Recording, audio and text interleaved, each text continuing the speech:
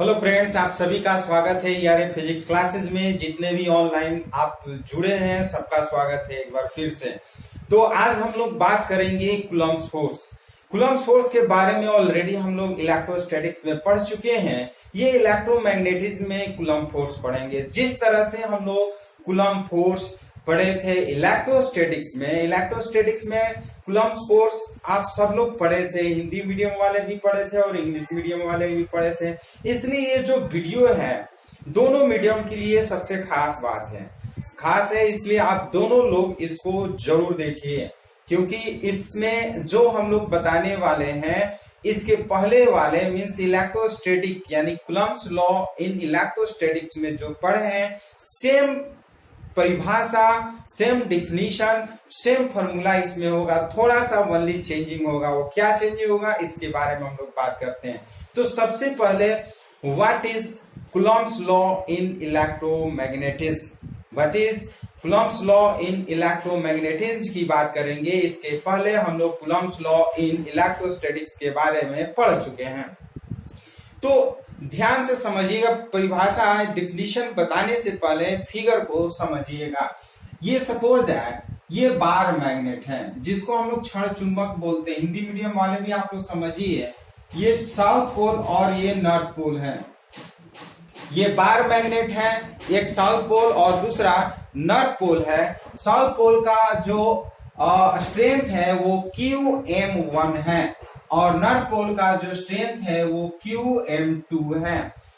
अब इसको समझाने से पहले यहाँ पे आप लोग देख लीजिएगा, या दोनों के बीच की दूरी जो है वो स्मॉल r डिस्टेंस है और यहाँ पर Q1 और Q2 दो चार्ज होते थे। दोनों के बीच की डिस्टेंस जो है वो स्मॉल r होते थे।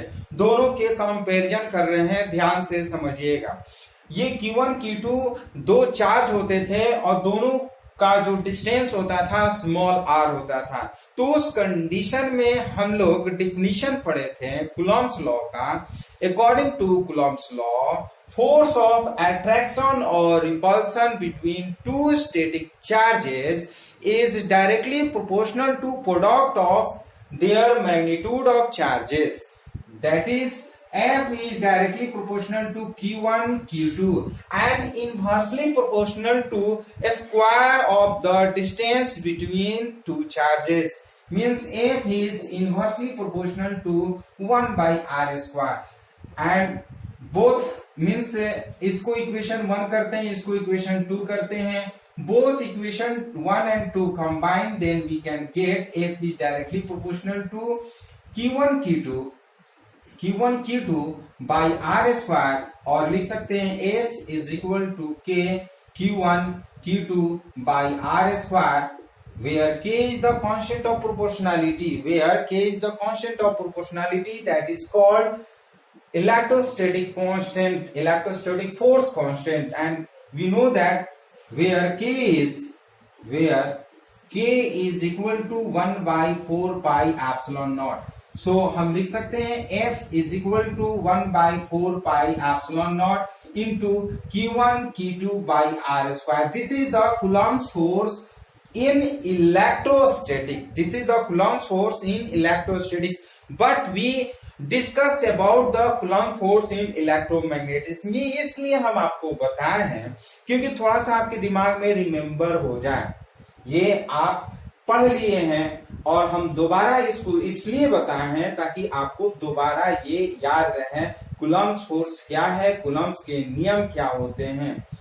तो इस तरह से आप जान लिए। इसका फॉर्मूला हम F is equal to 1 by 4 pi epsilon naught into Q1 Q2 by R square पढ़ चुके हैं।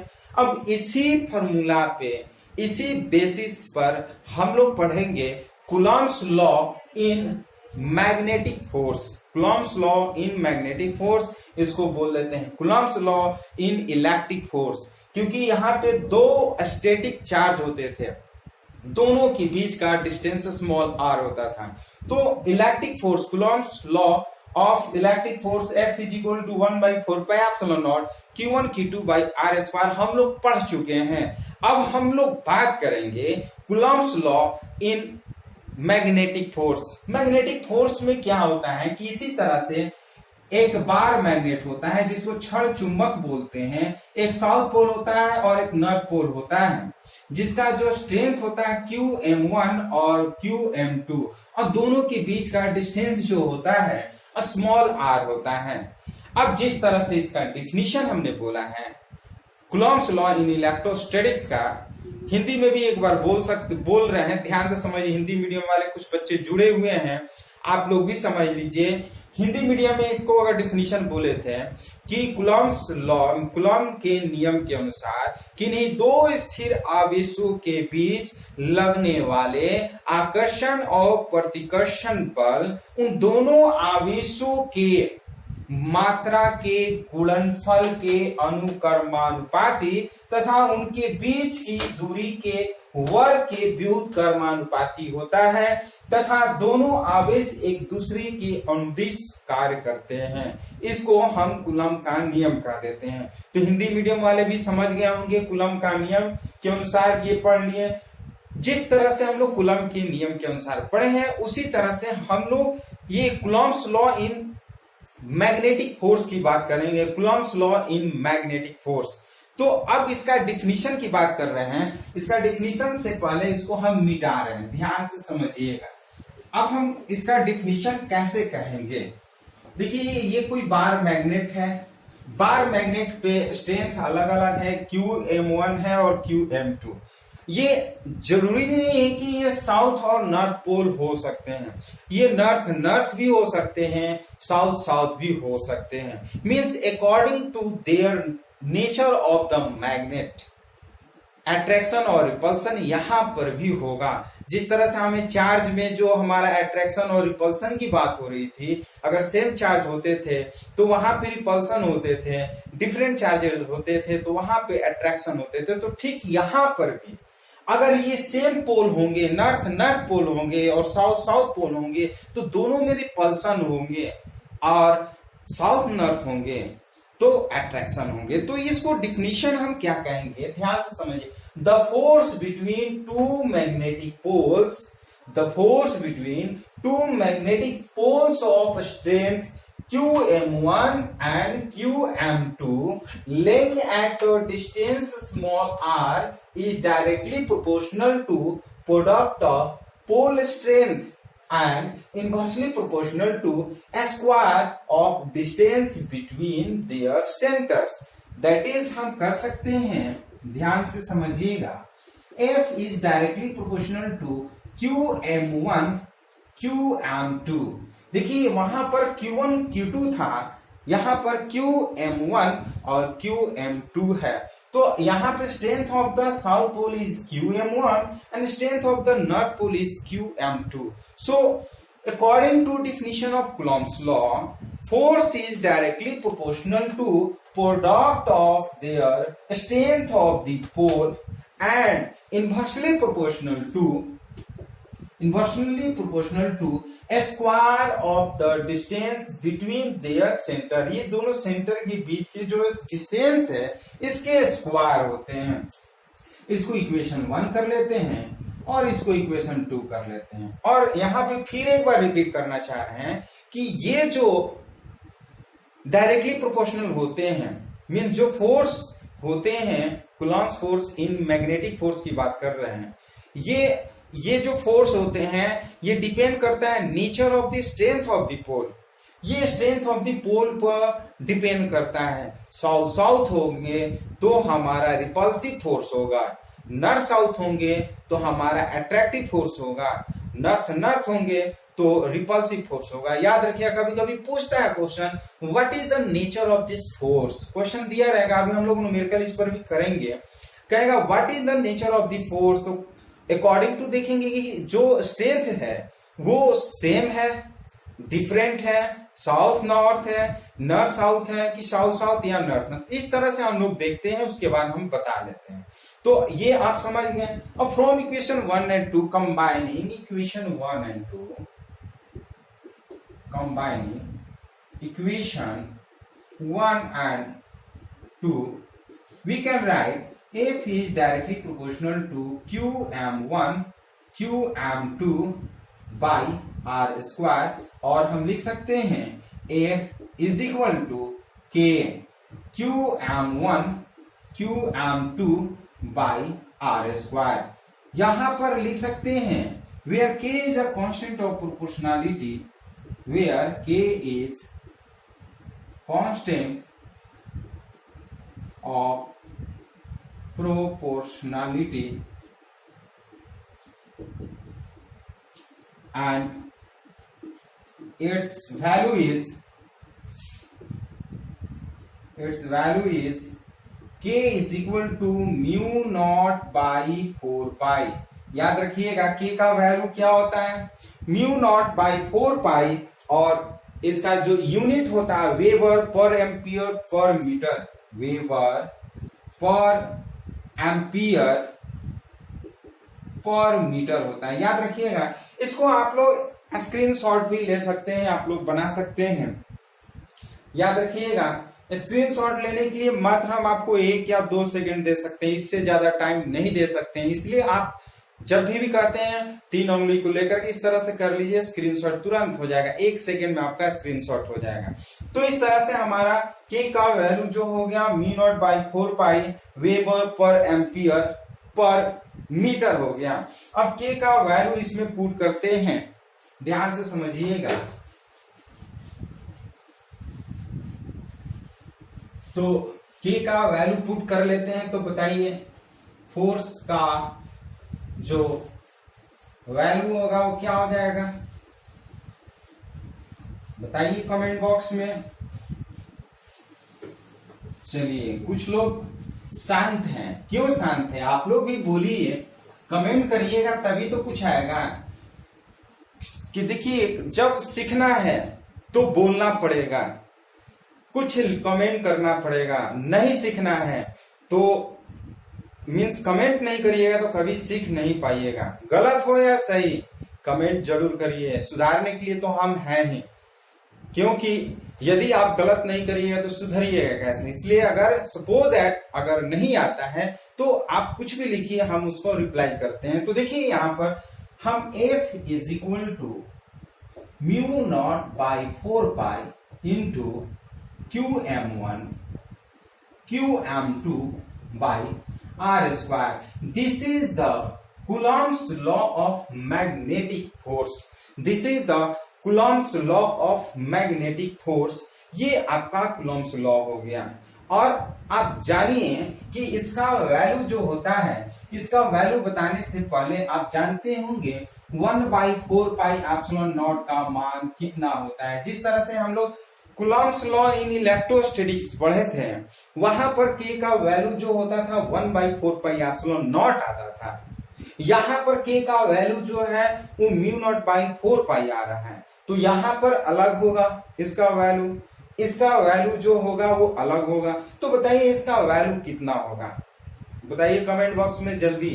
1/4 पाई एप्सिलॉन नॉट का वैल्यू कितना होगा? चलिए हम बता रहे हैं 9 इंटू 10 टू पावर 9।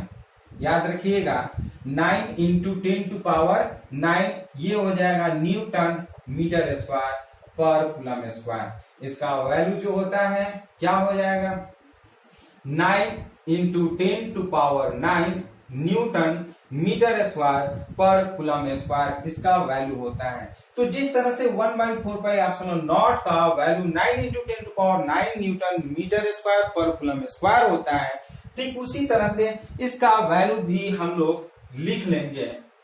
ध्यान से समझिएगा, हम लिखेंगे mu naught by 4 pi is equal to 10 to power -7, और इसका यूनिट होगा वेबर पर एम्पियर पर metre.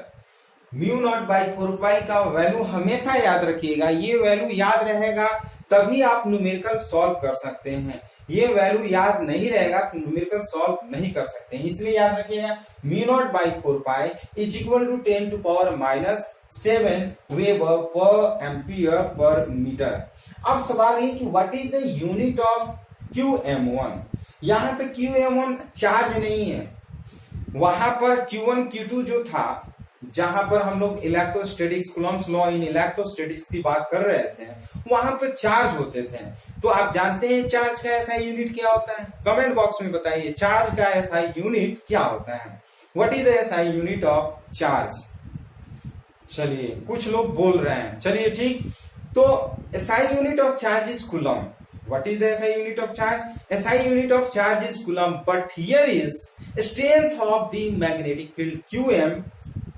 QM is the strength of the magnetic field. So we can write SI unit of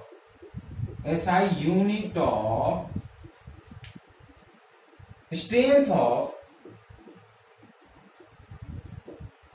of magnetic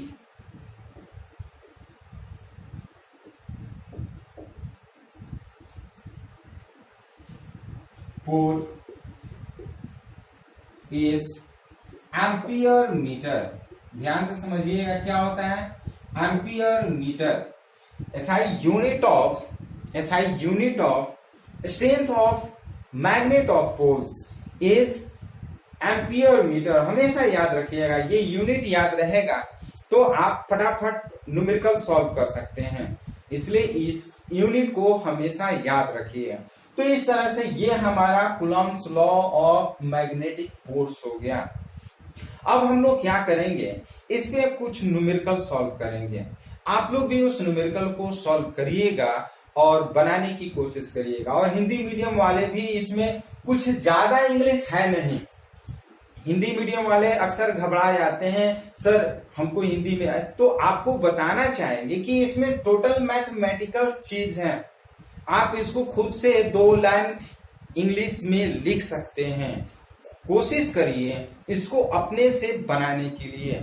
जिस तरह से आप लोग डिफिनीशन लिखे थे कूलॉम्स लॉ हिंदी मीडियम में, वो आप लोग इंग्लिश मीडियम में भी इस तरह से लिख सकते हैं। सिर्फ और सिर्फ चेंज करना है स्ट्रेंथ ऑफ द मैग्नेट और यहाँ पर मैग्नेटिक फोर्स कर लेते हैं। वहां पर इलेक्ट्रिक फोर्स बोले थे, यहाँ पर मैग्नेटिक फोर्स किए थे, यही दोनों में अंतर है।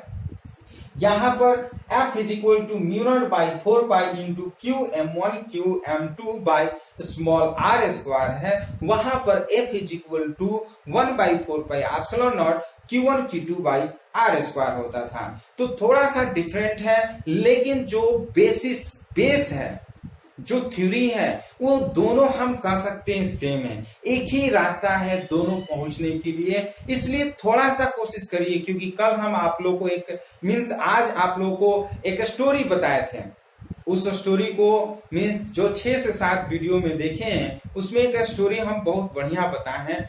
वो अगर आप लोग नहीं देखें तो वीडियो आप लोग भी देखिए। इंग्लिश मीडियम वाले कोशिश करिए दोनों वीडियो, हिंदी मीडियम और इंग्लिश मीडियम दोनों का वीडियो आप लोग देखिए तो ज्यादा फायदा होगा। चलिए हम ज्यादा वेट नहीं करेंगे, अब इस थ्योरी पर एक न्यूमेरिकल सॉल्व करेंगे। उस न्यूमेरिकल को आपको भी बनाना है और कमेंट बॉक्स में बताना है कि आपका आंसर कितना आया है। हम वेट करेंगे। चलिए अब हम लोग बात करेंगे न्यूमेरिकल का। आप बोर्ड पे देख सकते हैं न्यूमेरिकल एक लिखे हुए हैं। इसको न्यूमेरिकल बनाने से पहले हम लोग ध्यान से पढ़ते हैं। देखिए हम बार बार आपको न्यूमेरिकल बनाने के टाइम में एक चीज जरूर आपको बोलते हैं। देखिए आप ध्यान से अगर न्यूमेरिकल को पढ़ते हैं तो वो धीरे धीरे आपके माइंड में कैलकुलेशन होने लगेगा कि क्या दिया हुआ और क्या निकालना है। और आप ध्यान से नहीं पढ़ते हैं तो आपको कभी भी न्यूमेरिकल बनाने नहीं आएगा। इसलिए कभी भी न्यूमेरिकल बनाना हो तो उस न्यूमेरिकल को ध्यान से पढ़ने की कोशिश करिए और ये पहचानिए कि क्या दिया हुआ। अब इस न्यूमेरिकल से हम लोग बहुत कुछ सीखेंगे। बहुत लोग होते हैं कि न्यूमेरिकल छोड़ देते हैं, छोड़ो थ्योरी पढ़ लिए ना, न्यूमेरिकल क्या बनाना है। वो स्टूडेंट बेवकूफ होते हैं। इसलिए कभी भी थ्योरी पढ़िए, उसमें एक न्यूमेरिकल जरूर सॉल्व करिए। ये तो हम आपको एज एग्जांपल सॉल्व कर रहे हैं, बता रहे हैं। आप लोग कोई भी बुक हो, किसी भी पब्लिकेशन का हो, उस पब्लिकेशन का न्यूमेरिकल सॉल्व करिए। न्यूमेरिकल सॉल्व करने से क्या होता है, आपका दिमाग जो है वो खुलने लगता है। ये जो न्यूमेरिकल होते हैं ये आपको परफेक्ट बनाते हैं। बोलते हैं बार बार practice makes a man perfect. ये प्रैक्टिस आपको परफेक्ट बना देता है। क्योंकि बहुत सारे थ्योरी में जो चीजें मिलते हैं वो न्यूमेरिकल में थोड़ा सा हटके हो जाते हैं। जैसे इसी न्यूमेरिकल में देखिएगा बहुत कुछ आपको सीखने को मिलेगा। सबसे पहले हम लोग न्यूमेरिकल पढ़ते हैं। क्या दिया है, find force between magnetic north poles of strength 1.2 Newton per Tesla and 6.2 Newton per Tesla laying in air at a distance of 2 centimeter from each other. Give the nature of force. यहाँ पे 2 question दे दिए हैं, कह रहा find the magnetic force and what is the nature of force. 2 question. अब यहाँ पे ध्यान से समझिए कि आप कमेंट बॉक्स में बताइए कि 1.2 न्यूटन पर टेस्ला है क्या. जल्दी कमेंट बॉक्स में बताइए 1.2 न्यूटन पर टेस्ला है क्या. कोई जवाब सही नहीं दे रहे हैं आप लोग. क्यों? क्योंकि अभी हमने बताया था strength of the SI unit of strength of magnetic field के बारे में बताया. अब इसी को कमेंट बॉक्स में बताइए कि what is the SI unit of magnetic field.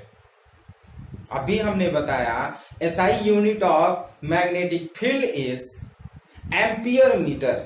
SI unit of magnetic field is ampere metre. हम लोग पढ़े हैं, अभी पढ़े हैं, लेकिन यहां पर नहीं दिया है, तब तो आप नहीं जानिएगा. यदि आप न्यूटन पर टेस्ला जानिएगा तभी आप पकड़ सकते हैं. तो याद रखिए यहां पर आपको एक चीज सीखने को मिला कि जो स्ट्रेंथ ऑफ मैग्नेटिक फील्ड होते हैं means SI unit of strength of magnetic field is ampere metre. तो होता ही होता है. और क्या होता है? न्यूटन पर टेस्ला भी याद रखिएगा. यहां पे दिया हुआ है north poles of strength is इतना. यहां पे क्वेश्चन में ही दिया है north pole of strength is इतना मींस 1.2 न्यूटन पर टेस्ला. तो ऐसा नहीं कि एक रट्टा मार लिए कि एम्पियर मीटर सर बताए हैं SI unit of strength of poles, so हमेशा याद रखेंगे. और मान लेते हैं ऑप्शन में दे दें एम्पियर मीटर, ऑप्शन में न रहे, कहेगा what is the SI unit of strength of poles, और एम्पियर मीटर न रहे, टेस्ला दे दे, न्यूटन दे दे, न्यूटन पर टेस्ला दे दे, या फिर कूलम दे दे, तो वहां तो आप तो गड़बड़ हो जाइएगा. इसलिए कॉन्सेप्ट क्लियर पढ़िए, कॉन्सेप्ट के साथ फिजिक्स पढ़िए, रट्टू तोता मत बनिए. इसलिए हम लोग बार बार न्यूमेरिकल, क्योंकि न्यूमेरिकल में थोड़ा सा डिफरेंट हो जाता है, न्यूमेरिकल में बहुत चीज घुमा देता है. या हम न्यूमेरिकल हम खुद नहीं बनाए, हम बुक से उठा करके लिख दिए हम आपको बताने के लिए कि देखिए इस तरह के न्यूमेरिकल पूछे जाते हैं. अपने से न्यूमेरिकल हम बोर्ड पे लिख करके बता सकते हैं, लेकिन नहीं बुक से, क्योंकि सारे बच्चे बुक से बनाते हैं. बुक में डिफरेंट टाइप के न्यूमेरिकल होते हैं, तो डिफरेंट टाइप का हम लोग को बनाना पड़ता है.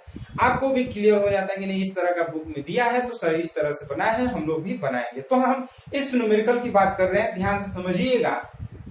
QM1 is equal to 1.2 newton पर टेस्ला दिया है, और फिर दिया है QM2 is equal to 6.2 newton पर टेस्ला दिया है. लेइंग इन एयर, इसको एयर में रखा है at a distance of 2 centimetre. R is equal to 2 centimetre दिया है. इसको मीटर में चेंज करते हैं तो 2 × 10⁻²⁻² मीटर. आप लोगों तो जानते हैं कि मीटर में किस तरह से चेंज करना हो. डायरेक्ट मीटर में है, सेंटीमीटर में है तो मीटर में चेंज करने के लिए इंटू कर दिए 10⁻² से, 10⁻² से इंटू कर देंगे, वो मीटर में चेंज हो जाएगा. तो 2 × 10⁻² मीटर हो जाएगा. पूछ रहा है what is the magnetic force, F is equal to what कर लेते हैं. तो चूंकि आप जानते हैं since F is equal to μ0/4π into QM1 QM2/r². अब बताइए कि μ0/4π का वैल्यू कितना होगा. μ0/4π का वैल्यू कितना होगा हम अभी बताए हैं. कमेंट बॉक्स में आप बताइए, वेट कर रहे हैं, क्योंकि हम देखते हैं कि ध्यान से आप लोग नहीं देख रहे हैं वीडियो. ध्यान से अगर देखिएगा तो एक एक पॉइंट आपके दिमाग में बैठ जाएगा, क्योंकि लेक्चर जो होता है वो सुनने के लिए होता है.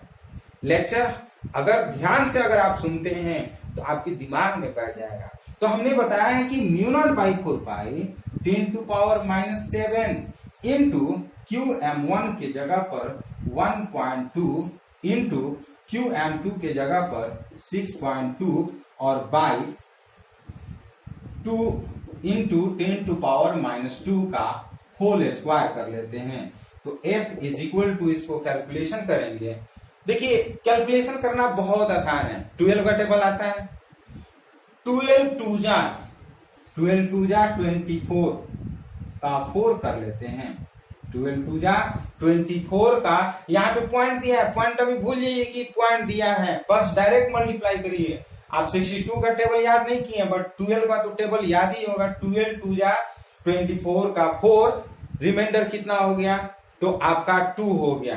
अब 12 का टेबल 6 टाइम में पढ़ेंगे, 12 6 जा 72, तो 72 और 2 74 हो जाएगा। अब देखिए पॉइंट के बाद 1, पॉइंट के बाद 2 डिजिट है, तो 1 2 कर लेते हैं, और इंटू 10 टू पावर -7 और इंटू, ध्यान से समझिएगा, 2 2 जा 4, यहाँ पे 4 डिवाइड कर लेते हैं, और 10 टू पावर -4 होगा, ये ऊपर जाएगा तो प्लस हो जाएगा 10 टू पावर 4 कर लेते हैं। अब इसको हम डिवाइड करते हैं, ध्यान से समझिएगा।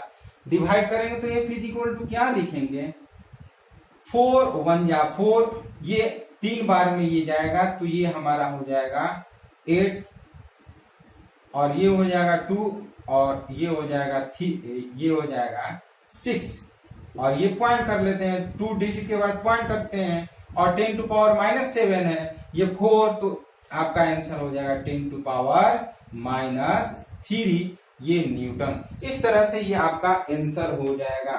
तो अब इसमें एक और क्वेश्चन करा है, give the nature of the force, यानी कि ये जो फोर्स है, इस फोर्स का नेचर क्या होगा, आप लोग कमेंट बॉक्स में बताइए। इस फोर्स का नेचर क्या होगा, कमेंट बॉक्स में बताइए। चलिए, कुछ लोग सोच रहे हैं कि कमेंट बॉक्स में क्या लिखें, नहीं समझ में आ रहा है, तो आपको बताना चाहेंगे कि फोर्स ऑफ नेचर क्या होता है, कैसे जानेंगे कि इसका नेचर कैसा है। तो अब हम लोग डिफिनीशन की बात करते हैं। हम डिफिनीशन में हम आपको बताए थे कि force of nature is depend on the nature of the strength of the force. Force of nature is depend on the strength of the force.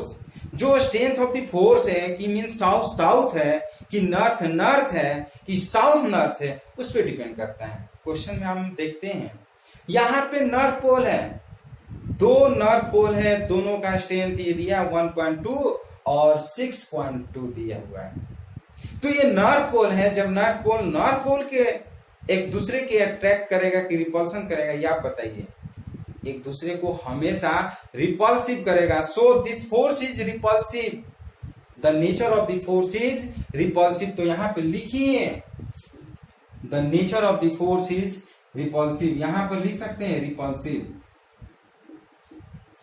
यहां पे आप लोग पूरा लिखिएगा, the nature of the force is repulsive. तो ये जो numerical है समझ में आया कि नहीं, फिर से एक बार थोड़ा सा ब्रीफली आपको समझाना है। इसको स्क्रीनशॉट ले सकते हैं, बना सकते हैं। चलिए, स्क्रीनशॉट ले लिए होंगे। इसको हम बार बार कहते हैं कि जो वैल्यू दिया है, QM स्ट्रेंथ दिया है, नोट कर लेते हैं 1.2 न्यूटन पर टेस्ला।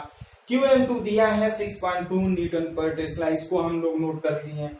दोनों का डिस्टेंस तो दिया है 2 centimetre, R is equal to 2 centimetre. ये सेंटीमीटर होता है तो उसको मीटर में कन्वर्ट करते हैं, 2 इंटू 10 टू पावर -2 मीटर। तो what is the magnetic force, F is equal to what, since we know that the magnetic force F is equal to μ0/4 into QM1 QM2 by R square.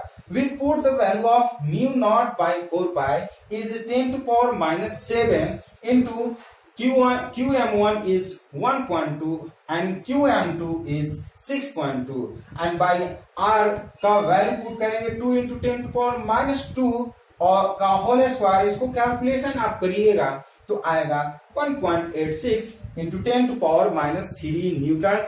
and this force is repulsive because both have is north pole, दोनों क्या है, north पोल है, इसलिए ये repulsive force है। तो याद रखिएगा, इस तरह से हम लोग न्यूमेरिकल बनाते हैं। एक ही न्यूमेरिकल बनाइए, लेकिन उस न्यूमेरिकल को कॉन्सेप्ट क्लियर हो जाना चाहिए। ऐसा नहीं कि 10 न्यूमेरिकल बना रहे हैं, छाप रहे हैं, छापना नहीं है। हमारे वीडियो को देखने के बाद आपको किसी भी टॉपिक को छापने की जरूरत नहीं होगा, वो सिर्फ और सिर्फ हमारी लेक्चर को ध्यान से आप सुनिए, देखिए कि सर किस तरह से सॉल्व कर रहे हैं, बना रहे हैं, डिफिनीशन बोल रहे हैं, आप उसी को कॉपी करने की कोशिश करिए, छापने की कोशिश मत करिए। समझ में आ जाएगा तो उसको आप अपने तरीके से लिखने की कोशिश करिए। चलिए, तो ये वीडियो आपको कैसा लगा? यदि वीडियो पसंद है तो लाइक शेयर कमेंट जरूर करिए, अपने दोस्तों में शेयर जरूर करिए, क्योंकि आपको फायदा होगा और अपने दोस्तों को भी फायदा करिए, दीजिए उनको भी पता चलेगा कि नहीं जो क्लास हो रहा है बहुत बढ़िया हो रहा है। तो लाइव क्लास में आप सभी को जुड़ने के लिए बहुत बहुत धन्यवाद। और इसी तरह से जो लाइव क्लास होगा वो सारे लाइव क्लास में आप लोग पूरी वीडियो पूरा जरूर देखिएगा। तो फिर हम लोग नए टॉपिक के साथ नए वीडियो में फिर लाइव क्लास में मिलते हैं।